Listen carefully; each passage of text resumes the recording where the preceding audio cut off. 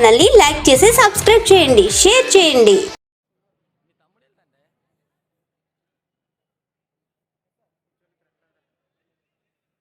దృష్టి పెట్టి ఆస్తి మీకు ఈ రోజు ఉండొచ్చు, రేపు ఉండకపోవచ్చు. చేతిలో 500 ఉండొచ్చు, రేపు ఉండకపోవచ్చు.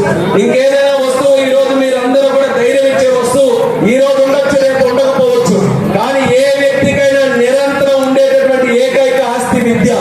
ఆ సరస్వతి దేవిని మన పిల్లలకి మనం అందిస్తే తిరుగులేనటువంటి భవిష్యత్తు, ఉజ్వల భవిష్యత్తుతో వాళ్ళందరూ కూడా ముందుకు రావచ్చు. అందుకనే విద్య మీద దృష్టి పెట్టి చిన్న స్కూల్ అయినా, పెద్ద స్కూల్ అయినా, హాస్టల్ అయినా, రెసిడెన్షియల్ స్కూల్ అయినా, గిరిజన స్కూల్స్ అయినా అన్నిటికీ కూడా కోట్ల రూపాయలు ఖర్చు పెట్టి అన్ని డెవలప్ చేస్తున్నాం.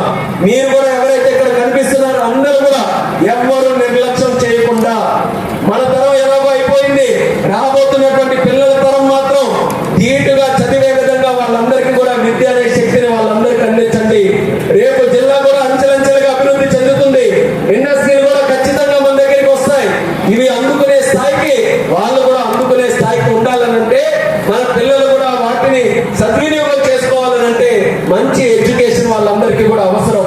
ఈ రోజు వీళ్ళందరూ ఇక్కడ పాఠాలు చదువుకున్న వాళ్ళు చక్కగా చదువుకుంటే మీరు అమెరికాలో వాళ్ళకి వదిలేసినా ఎవరు భయపడక్కర్లా. విద్యా శక్తితో వాళ్ళు అమెరికాలో ఉన్నా, ఆస్ట్రేలియాలో ఉన్నా, లండన్ లో ఉన్నా వాళ్ళందరూ కూడా ఉన్నతంగా పైకి వస్తారు. అందుకనే మన జిల్లా రూపురేఖలు మారాలని అందరం కూడా అనుకుంటాం, అభివృద్ధి చేస్తాం. రోడ్ వేస్తే కాస్త అభివృద్ధి జరుగుతుంది. ఒక స్కూల్ దొంగిలించడం, ట్రాన్స్ఫార్మర్లు దొంగిలించడం, మోటార్లు దొంగిలించడం, ఇది ఎక్కడ విడ్డూరం అని అనుకున్నాం. మళ్ళీ మనం వచ్చిన తర్వాత ఒక్కొక్క స్కీమ్ ని మళ్ళీ రివైవ్ చేస్తున్నాం.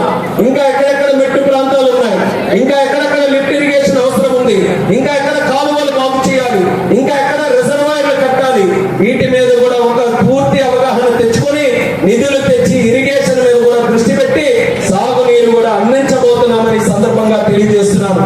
ఉద్యోగాలు, త్రాగునీరు, సాగునీరు, ప్రభుత్వం ఇచ్చే పథకాలు అన్ని కూడా అంచెలంచెలుగా చేస్తున్నాం. మీ అందరూ